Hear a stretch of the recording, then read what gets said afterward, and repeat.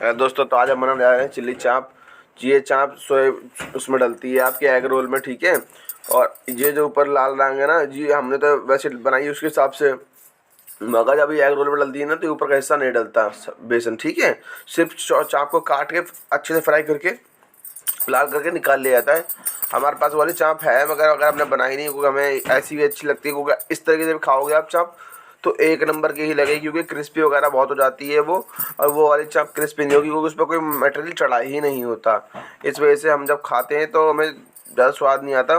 मगर इस तरीके से खाओगे आप बना के तो सूखी खाओगे तो बहुत अच्छी लगेगी। मगर अगर आप एग रोल में खाओगे तो एग रोल में तो उसी तरीके से चलती है, ठीक है। बाकी ये सस्ती भी पड़ती है, अगर आप सस्ता काम करना चाहते हैं एग रोल का तो इस तरीके से भी बना सकते हैं चाप। और चाप आपकी बात की गारंटी है फुल एक नंबर। आप लोग आई होप दोस्तों आप लोग बढ़िया होंगे, मस्त होंगे, ज़बरदस्त होंगे।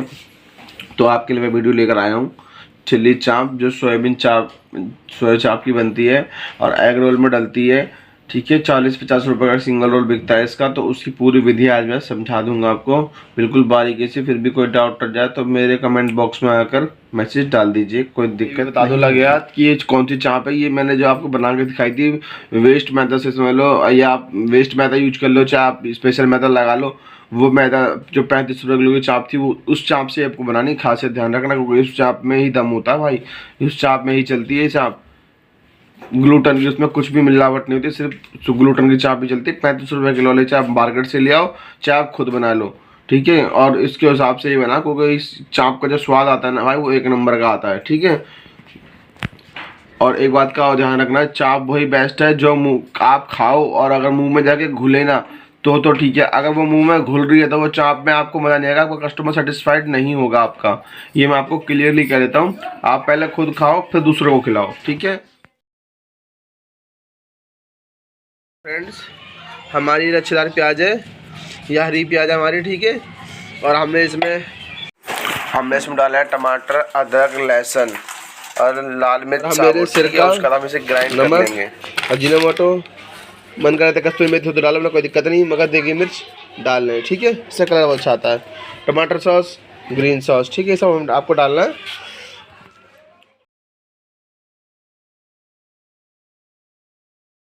ये देखिए मैंने, अब उसके बाद आपको अदरक लहसुन का पेस्ट पीस लिया और ये हमारा अदरक लहसुन मिर्ची टमाटर का पेस्ट अच्छे से, ठीक है, ठीक है। तो दोस्तों अब मैं आपको अरारोट की कहानी बता देता हूँ। अरारोट में आपको जब चाप में लगाएं तो मेरे भाई 5-10 ग्राम लगाएं, ज़्यादा ना लगाएं। अगर ज़्यादा लगाएंगे तो आपकी चाप जो है वो वेस्ट में जाएगी, टेस्ट ख़राब हो जाएगा। और ये एग रोल में डलने वाला चिल्ली सोयाबीन है, चिल्ली सोयाबीन चाप है, तो ये उसके हिसाब से ही बनता है। और इसका टेस्ट भी इतना लाजवाब आता है कि आप इसे सूखा भी खा जाएंगे, तभी वो रोल में लपेट के देते हैं ना, आदमी को बहुत स्वाद आता है भाई। वो इस वजह से आता है क्योंकि बनता है इतनी बेहतर तरीके से, क्योंकि इसके अंदर इंग्रेडिएंट्स बहुत ज़्यादा डलते हैं। एक बात और बता दूं, मैंने इसमें शिमला मिर्च नहीं डाली है, मगर आप शिमला मिर्च जरूर डालें। अगर आपको अच्छे पैसे कर लेने हैं और अच्छे पैसे तरीके से कमाना है तो फिर इसमें शिमला मिर्च, प्याज और जितनी हरी चीज़ें हैं, शिमला मिर्च, प्याज, ये हरी प्याज ये जरूर डालें। इससे बहुत क्वालिटी अच्छी हो जाती है देखने में भी और खाने में भी। तो इस चीज़ का आपको ध्यान रखना है। अब आपको बताता हूँ कि इसमें कैसे आपको कैसे फ्राई करना पड़ेगा। ये देखो, सबसे पहले आपको अदरक लहसुन दरदरा पीस के, बारीक नहीं पीसना, आपको पेस्ट नहीं बनाना, आपको सिर्फ दरदरा पीसना है, ठीक है। दरदरा पीस के उसे हल्का सा भूंज लें, हल्का सा भूंजे, ये यूँ समझ लीजिए आपको उसका कच्चापन सा ही निकालना है बस। अगर आपको लाल भूंज रहे हो तो समझ लो आप सब्जी बना रहे हो, आप सब्जी नहीं बना रहे मगर, ठीक है। उसके बाद इसमें हरा प्याज, शिमला मिर्च और ये डाल लें प्याज। अब आप बोलोगे यार तुमने शिमला मिर्च नहीं डाली, तो मेरे पास शिमला मिर्च की प्रॉब्लम थी, इस वजह से मैं नहीं डाल पाया भाई। और इस वजह से मैं आपको बता रहा हूँ क्लियरली शिमला मिर्च जरूर डालना, उसका भी बहुत अच्छा टेस्ट हो जाता है और बन जाता है, ठीक है।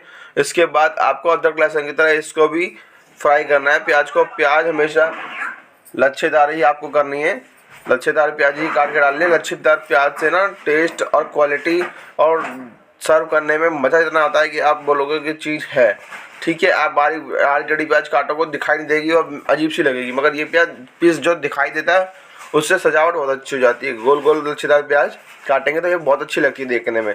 इस प्रकार आपको ये काट लेनी है अच्छे से और कोई दिक्कत नहीं आनी चाहिए, ठीक है। और इसको हल्की ही भूंजे।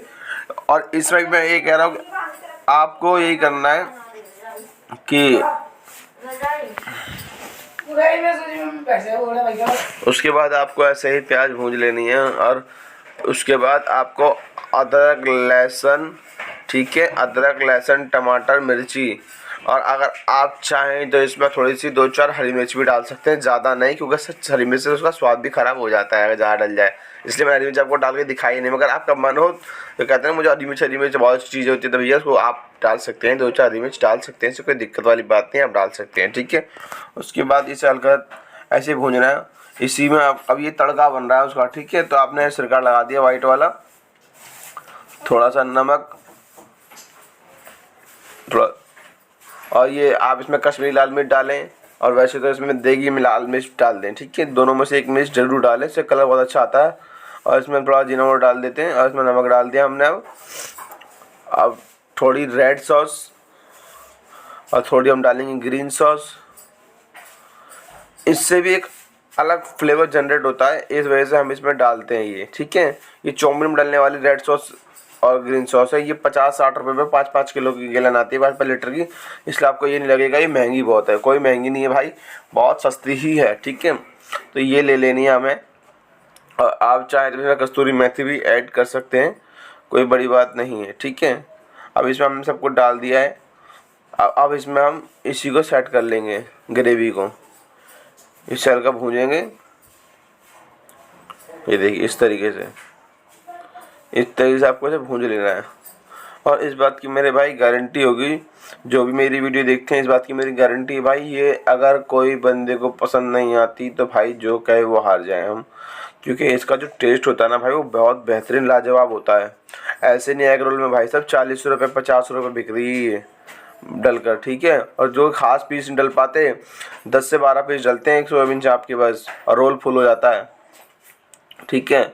और इसी तरीके से बनती है। और मैं आपको एक बार और बता दूं कि सोयाबीन चाप ऐसे भी बनती है, और इसके ऊपर जो बेसन चढ़ा के हमने फ्राई करी है वो भी नहीं, आप चाहें वो डालें, वो चाहें आप नहीं डालें, क्योंकि इस तरीके से खाओगे तो आपको टेस्ट और अच्छा आएगा, क्योंकि उसमें बेसन लग गया है, ठीक है।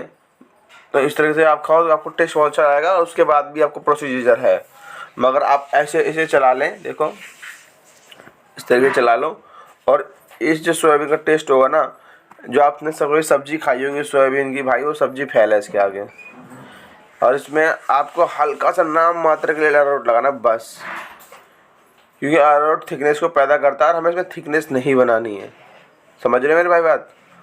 अरारोट जो है वो ग्रेवी सी बनाता है, थिकनेस सी पैदा करता है, मगर हमें वो नहीं बनानी, क्योंकि थिकनेस नहीं देनी इसमें हमें, ठीक है। हमें तो सूखा ही रखना है, क्योंकि एग रोल में तो इसे हम वैसे बनाएंगे तो बहेगी निकल के, इसलिए हमें ऐसे ही निकाल लेनी है, ठीक है। अभी बन गई हमारी, हम इसे निकाल रहे हैं, ये देखो।